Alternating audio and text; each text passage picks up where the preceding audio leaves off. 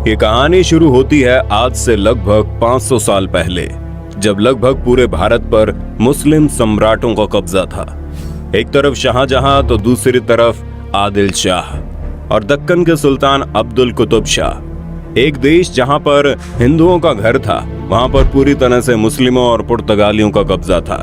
दक्कन के सुल्तान ने अपनी फौज में एक मराठा सेनापति नियुक्त किया था, जो बहुत ही निर्भीक और पराक्रमी था, जिसका नाम था शाहजी भोंसले। 19 फरवरी साल 1630 को शाहजी भोंसले के घर एक बच्चे का जन्म होता है। सभी लोग सोचते हैं अपने पिताजी की तरह ये बच्चा भी एक दिन मुस्लिम सुल्तान के फौज का सेनापति बनेगा, लेकिन नियति को कुछ और ही मंजूर था। किसे पता था एक ऐसा बच्चा जिसका पिता खुद मुस्लिम सम्राट की फौज का सेनापति है, एक दिन भारत में जितने भी मुस्लिम सम्राट मौजूद हैं, वो सभी उस बच्चे के सामने घुटने टेक देंगे। उसी बच्चे का नाम था छत्रपति शिवाजी, जिसे भारत के महान सम्राटों में से एक माना जाता है। अरब और खाड़ी देशों से आए हुए मुसलमान भारत के राज्यों पर कब्जा तो कर लिए थे, लेकिन इतनी दूर से यहाँ के राज्यों और किलों को संभालने के लिए मंत्रियों को लाना संभव नहीं हो पाता था। इसलिए उस वक्त के सभी मुस्लिम सम्राट भारत में ही रहने वाले हिंदू लोगों को अपने सेनापति और मंत्रियों के पद पर नियुक्त कर दिया करते थे। इसी सिलसिले में दक्कन के सम्राट ने शाहजी भोंसले को अपनी फौज का सेनापति नियुक्त कर लिया। शाहजी सेना में उच्च पद पर आसीन थे और साल 1630 में महाराष्ट्र के जुन्नर के समीप शिवनेरी के किले में उनके और जीजाबाई के यहाँ एक पुत्र का जन्म हुआ। स्थानीय देवी शिवाय के नाम से पुत्र का नामकरण हुआ, जो आगे चलकर छत्रपति शिवाजी महाराज के नाम से विश्व विख्यात हुए। शिवाजी के पिता का काम के सिलसिले में हमेशा घर से बाहर रहना होता था, इसलिए शिवाजी की देखरेख उनकी माताजी और उनके गुरु दादू जी किया करते थे। शिवाजी के गुरु का मानना था कि शिवाजी भी जब बड़े होंगे तो वो अपने पिता की तरह मुस्लिम सम्राट के एक बेहतरीन सेनापति बनेंगे। ये वक्त था 1646 के लगभग, जब शिवाजी की उम्र महज 16 साल की थी। उस वक्त भारत में किसी भी हिंदू शासक का अपना स्वतंत्र राज्य को स्थापित कर पाना लगभग असंभव था, क्योंकि भारत के लगभग हर एक हिस्से में मुस्लिम सम्राट का कब्जा था। और अगर कोई हिंदू शासक अपना स्वतंत्र राज्य स्थापित करना भी चाहता तो उसके लिए 3 परिस्थितियों का होना बड़ा जरूरी था। एक, कि वो शक्तिशाली साम्राज्य के केंद्र से दूर हो, ताकि कोई भी सम्राट उस पर अटैक न कर पाए। जमीन खेती के लिए अनुपयोगी हो, ताकि कोई भी मुस्लिम सम्राट उस पर कब्जा करने के बारे में सोचे ही नहीं। और तीसरा ये कि वो राज्य जंगलों से घिरा हो, ताकि छापामार युद्ध या फिर गोरिल्ला युद्ध किया जा सके। यही परिस्थितियां साल 1646 में शिवाजी के लिए अनुकूल बनी, जब इन्होंने स्थानीय किसानों मावली के समर्थन से अपनी सेना का निर्माण किया। शिवाजी बहुत ही अच्छी तरह से जानता था कि किसी भी साम्राज्य को स्थापित करने के लिए किलों की क्या महत्वता है, इसलिए सिर्फ 15 साल की उम्र में ही उन्होंने आदिल शाह अधिकारियों को रिश्वत देकर तोड़ना, चाकन और कुंधाना किले को अपने अधिकार में कर लिया। इसके बाद उन्होंने थाना फोर्ट, कल्याण फोर्ट और भिवंडी फोर्ट को मुल्ला अहमद से छीनकर अपने अधिकार में कर लिया।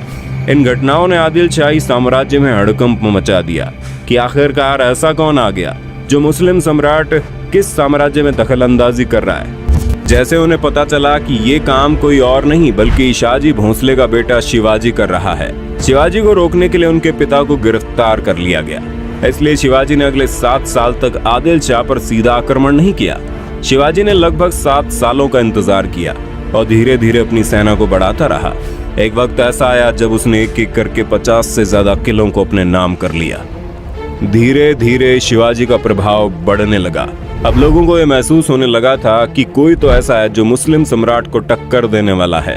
अपने डर को कायम रखने के लिए और शिवाजी के बढ़ते प्रभाव को रोकने के लिए साल 1659 में बीजापुर की बड़ी साहिबा ने अफजल खान को 10,000 सिपाहियों के साथ शिवाजी पर आक्रमण करने का हुक्म दे दिया। उस वक्त अफजल खान को सबसे क्रूर और सबसे ताकतवर शख्स माना जाता था, क्योंकि जिसका भी सामना उससे होता था उसकी मौत निश्चित थी। सबसे पहले तो अफजल खान ने शिवाजी को उकसाने के लिए कई मंदिरों को तोड़वा डाला और बहुत सारे हिंदू नागरिकों का कत्ल करने लगा। अफजल खान को इस बात का पता था कि शिवाजी बहुत ही चालाक है, इसलिए वो एक एक करके सभी किलों को अपने कब्जे में ले रहा है। कहीं न कहीं अफजल खान को भी शिवाजी से डर लगने लगा था। यही वजह थी कि अफजल खान ने उसे चालाकी से मारने की सोची। और अफजल खान ने शिवाजी को मिलने के लिए न्योता भेजा। शिवाजी तुरंत ही न्योता स्वीकार कर लेता है और अफजल खान से मिलने की जगह नियुक्त करता है। जैसे ही दोनों आमने सामने होते हैं, अफजल खान शिवाजी को गले लगाने के लिए आगे बढ़ता है और अपने चाकू निकालकर शिवाजी को मारने ही वाला होता है कि शिवाजी तुरंत अपनी कटार को निकालकर अफजल खान का पेट फाड़ देते हैं। इस जीत के बाद शिवाजी का नाम और ज्यादा मशहूर होने लगा। लोगों के मन में मुस्लिम सम्राट का डर लगभग खत्म होने लगा था। इस बार बीजापुर के सुल्तान ने शिवाजी को हराने के लिए अपने सबसे बेहतरीन सेनापति रुस्तम जवान को भेजा। रुस्तम जवान की भारी भरकम सेना ने शिवाजी के ऊपर हमला बोल दिया, लेकिन शिवाजी ने कम सेना की मदद से ही लड़ाई को चालाकी से लड़ते हुए रुस्तम जवान को सेना में शिकस्त दे दी। कुछ दिनों बाद आदिल शाह ने अपने सेनापति सिद्दी जोहार को भी भेज दिया। एक एक करके मुस्लिम सम्राटों ने शिवाजी को खत्म करने के लिए कई चालें चली, लेकिन उनमें से कोई भी कामयाब नहीं हो पाया और धीरे धीरे छत्रपति शिवाजी का राज्य विस्तार होता गया और उसकी सेना और भी ताकतवर होती चली गई। इसके बाद बीजापुर की बड़ी बेगम ने औरंगजेब से शिवाजी को पकड़ने के लिए विनती की। उसने अपने मामा शाहिस्ता खान को 1.5 लाख सैनिकों के साथ शिवाजी से युद्ध करने को भेजा। शाहिस्ता खान ने अपने विशाल सेना के बल पर पुणे पर कब्जा कर लिया और शिवाजी के निवास स्थान लाल महल पर अपना बसेरा डाल दिया।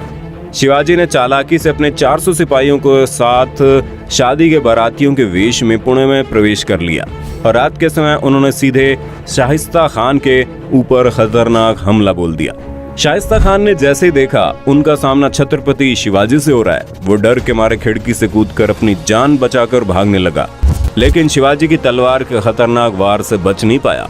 हालांकि शाहिस्ता खान जिंदा तो बच गया, लेकिन उसके हाथ की उंगलियां शिवाजी की तलवार से कट गई, जिसकी वजह से उसकी बहुत बेइज्जती हुई।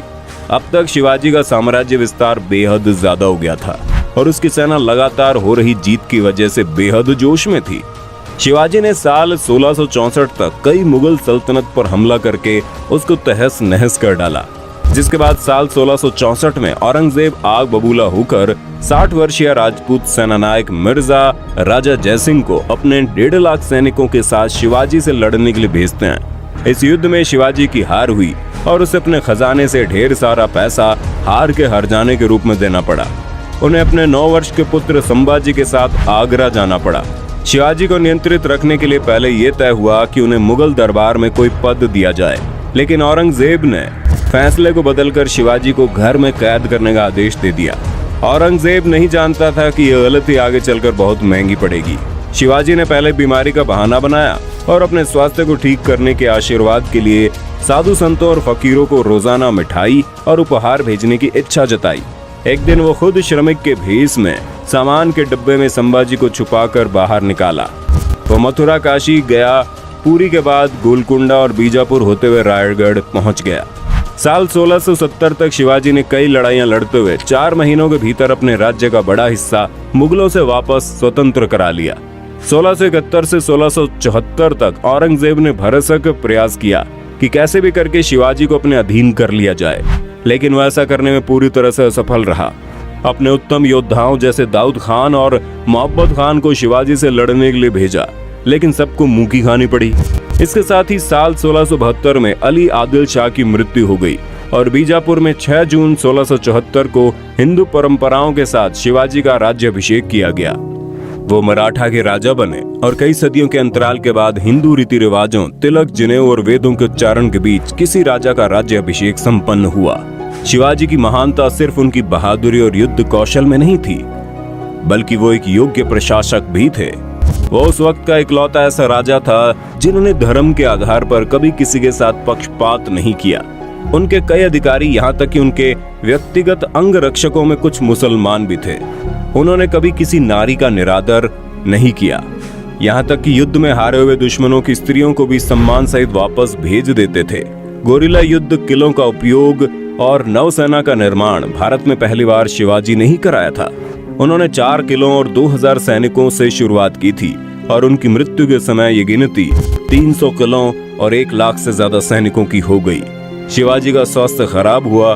तेज बुखार और पेचिश की वजह से 52 साल की उम्र में उनकी मृत्यु हो गई। आपको जानकर हैरानी होगी, उस वक्त औरंगजेब यहाँ का सबसे ताकतवर शासकों में से एक माना जाता था, लेकिन छत्रपति शिवाजी की वजह से उसे लगभग 25 साल तक युद्ध करना पड़ा। और अपने जीवन के अंत तक युद्ध लड़ते लड़ते औरंगजेब पूरी तरह से बर्बाद हो चुका था और छत्रपति शिवाजी वो शख्स था जिसकी वजह से कई सालों लंबी लड़ाई के बाद एक बार फिर से पूरा हिंदुस्तान भगवामयी हो गया। दोस्तों, ये जानकारी आपको कैसी लगी और आप वीर छत्रपति शिवाजी के बारे में क्या सोचते हैं, कमेंट में बताना। वीडियो अच्छी लगी तो लाइक कीजिए, चैनल को सब्सक्राइब करके बेल आइकन दबा देना, क्योंकि the earth adventure in Hindi की टीम आपके लिए हर रोज ऐसे इंटरेस्टिंग वीडियोस लाती रहती है।